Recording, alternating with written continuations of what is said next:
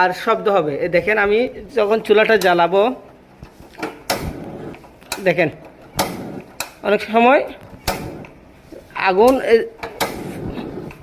ফাঁত ফাঁত শব্দ করতেছে। কি কারণে শব্দ করতেছে দেখেন আপনারা, আমি ভালো করে যদি দেখাই জিনিসটা, দেখেন ফাঁকাটা অনেক বড় হয়ে গেছে আর অনেক ময়লা হয়ে গেছে ভিতরে, যার কারণে হচ্ছে আপনার চুলাতে কালি হবে, প্রচুর পরিমাণে কালি হবে এবং শব্দ করবে।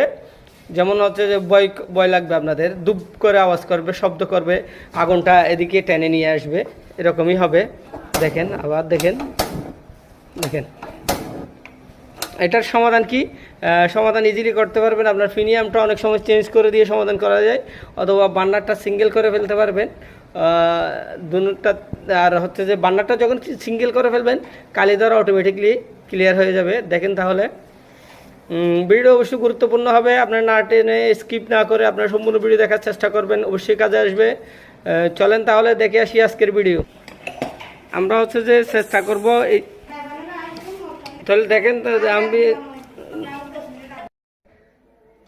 হ্যালো গাইস, আসসালামু আলাইকুম। সবসময় হচ্ছে আমি দেখাই আপনাদেরকে কীভাবে আপনারা চুলাটা সার্ভিসিং করবেন, আর বিভিন্ন ধরনের টিপস দিয়ে থাকি, যে টিপসগুলো হচ্ছে আপনাদের অবশ্যই বাসা বাড়িতে কাজে আসবে।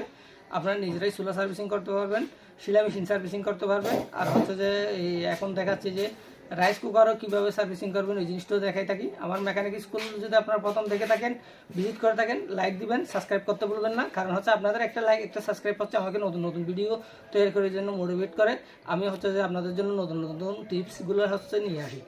আজকে দেখাবো হচ্ছে যে এটা আরেকটা ভিডিও দেখাইছিলাম আমি আপনাদের বাসায় হচ্ছে যে চুলা, এই চুলাটা, এই চুলার বার্নারটা,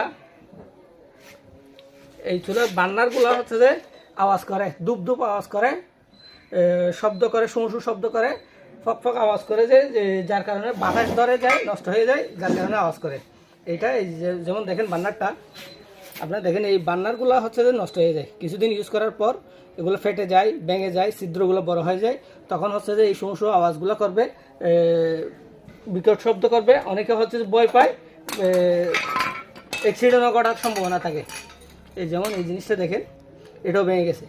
এইগুলো হচ্ছে ভেঙে যাওয়ার কারণে জিনিসটা পজিশন বরাবর বসবে না, না বসার কারণে হচ্ছে এদিকে ফাঁকা থেকে যায়, এদিকে যখন বাতাস ধরবে, এদিকে যখন বাতাস আপনার বাইরে থেকে টানবে, এটা আওয়াজ করবে, বিকট আওয়াজ করবে। আর হচ্ছে যে আগুনটা হচ্ছে যে ঠিকভাবে সার্ভিসিং দিবে না, উল্টা আগুন এদিক দিয়ে চলে আসবে, আগুনটা এদিক দিয়ে নিচ দিয়ে চলে আসে, অনেক সময় গায়েও আগুন ধরে যেতে পারে। এটা হচ্ছে যে মেইন সমস্যা। আপনার যখন চুলাতে বার্নারগুলো আওয়াজ করবে, শুঁ আওয়াজ করবে, শব্দ করবে, শব্দ করবে, তখন হচ্ছে যে এই বার্নারটা চেঞ্জ করে দেওয়া লাগবে। এই যেমন এখানে বিভিন্ন ধরনের আওয়াজ হতে পারে, যেমন এটা ফেটে গেছে, এদিকে সামান্য যদি ফেটেও যায়, এটা আওয়াজ করবে, শুঁ আওয়াজ করবে, শব্দ করবে, ফকফক আওয়াজ করবে। এটা হচ্ছে জিনিসটা, তখন হচ্ছে যে এই জিনিসটা চেঞ্জ করে দেওয়া লাগবে। বার্নারটা যখন চেঞ্জ করবেন, এটাতে আপনার একটা হচ্ছে যে টিপস হচ্ছে যে আপনারা যদি বার্নারে যদি গ্যাস কম যায়, এরকম বার্নার লাগাইতে ইচ্ছে করে, তাহলে হচ্ছে যে একটা লাইন বন্ধ করে দিয়ে, আমি দেখাইছিলাম, একটা লাইন বন্ধ করে দিয়ে এই বার্নারটা, বোক্কা বার্নারটা লাগাইতে পারেন। এই বোক্কা বার্নারটা আপনাদের হচ্ছে গ্যাসও সেভ করবে, চুলার সার্ভিসিং ভালো দিবে, আপনাদের খুবই কার্যকরী একটা হচ্ছে যে পদ্ধতি। এটা আমি অনেক ভিডিওতে এই জিনিসটা, টিপসটা দিয়ে থাকি। যেমন চুলাটা লাগানোর পর আমি দেখাই, প্র্যাকটিক্যালি দেখাই। চুলাটা জ্বালাবো এখন।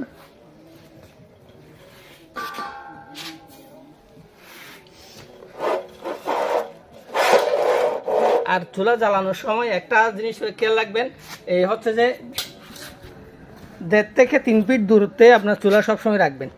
এই হচ্ছে যে দূরত্বে রাখবেন, কমপক্ষে 3 হাত দূরে, 1.5 হাত থেকে 2 হাত দূরে রাখবেন। কারণ হচ্ছে যে এদিকে যদি দূরে না রাখেন, তাহলে অ্যাক্সিডেন্ট হওয়ার সম্ভাবনা থাকে। কারণ হচ্ছে যে আপনাদের যদি কোনো কারণে এদিকে, অনেক সময় দেখা যায় বাসায় গ্যাসের চুলা ছাড়া রাখেন, অনেক সময় রান্না করার পর ঠিকভাবে বন্ধ না করেন, তখন হচ্ছে যে আপনাদের অ্যাক্সিডেন্ট হওয়ার সম্ভাবনা থাকে। এ তো গুরুত্ব করে রাখতে হবে। আবার অনেকের বাসায় দেখা যায় যে এই গ্যাসের চুলার পাশাপাশি লাকড়ির চুলা ইউজ করেন, পাশাপাশি রাখেন, এটা হচ্ছে অ্যাক্সিডেন্ট হওয়ার সম্ভাবনা থাকে। আর হচ্ছে যে আরেকটা বড় টিপস হচ্ছে যে আপনাদের বাসায় হচ্ছে যে সবার কাছে মোবাইল আর হচ্ছে যে বৈদ্যুতিক লাইন থাকে। অনেক সময় গ্যাসের যদি আমরা যখন গ্যাস ইউজ করি, এই জিনিসটা হচ্ছে স্পার্ক করে, এই স্পার্ক, সাদা স্পার্ক, স্পার্ক থেকে হচ্ছে আগুনটা আসছে। এই স্পার্ক থেকে আগুনটা আসে। আপনার যদি বাসায় যদি এইরকম কোনো ধরনের গ্যাস লিকেজ হয়ে থাকে, গ্যাস লিক করে থাকে, তখন হচ্ছে যে স্পার্ক করলে ওই জায়গায় যদি মোবাইল রিসিভ করেন বা মোবাইল রিসিভ করলে আবার আগুন টেনে নিতে পারে, আগুন গায়েও আসতে পারে। আর হচ্ছে যে আপনার বৈদ্যুতিক শর্ট থেকেও আগুন টানবে। কারণ হচ্ছে যে আগুন অটো চুলা মানে হচ্ছে ম্যাগনেট, হচ্ছে এই এখান থেকে হচ্ছে যে আপনার আগুনটা উৎপত্তি হয়। এই একটা পাথরের গসা থেকে আগুন আসে এখান থেকে। সেজন্য আপনাদের সবসময় খেয়াল রাখতে হবে বাসা বাড়িতে যেন লিকেজ না হয়। লিকেজ হলে আপনারা আগে হচ্ছে যে গ্যাসের সিলিন্ডারটা বন্ধ করে কোথায় লিকেজ হচ্ছে ওটা হচ্ছে আগে নির্ধারণ করতে হবে। তারপরে হচ্ছে যে আপনার যদি পারেন তো হচ্ছে নিজে সমাধান করবেন, না পারলে হচ্ছে যে পারদর্শী এরকম মেকানিক দেখে আপনারা সার্ভিসিং করে নিতে হবে, না হলে এক্সিডেন্ট হওয়ার সম্ভাবনা থাকে। এ হচ্ছে আগুন, যেটা বলতে চাইছিলাম আপনাদের। এই স্পার্ক থেকে হচ্ছে যে আগুনের উৎপত্তি। আপনাদের যখন এই যেমন এই বোক্কা বান্নার আগুনের সার্ভিসটা দেখেন কত সুন্দর, অনেক সময় এরকম থাকে, তাহলে হচ্ছে একটু করে অ্যাডজাস্ট করে দিলে হয়ে যায়। এই বোক্কা বান্নার আগুনের সার্ভিসটা হচ্ছে সোজা হচ্ছে দেখছি পাতিল যেটা ইউজ করেন, পাতিলের তলাই হচ্ছে যে আগুনের সার্ভিসটা যাবে, যার কারণে হচ্ছে আগুনটাও সুন্দর জ্বলবে আর গ্যাস সেভ হবে।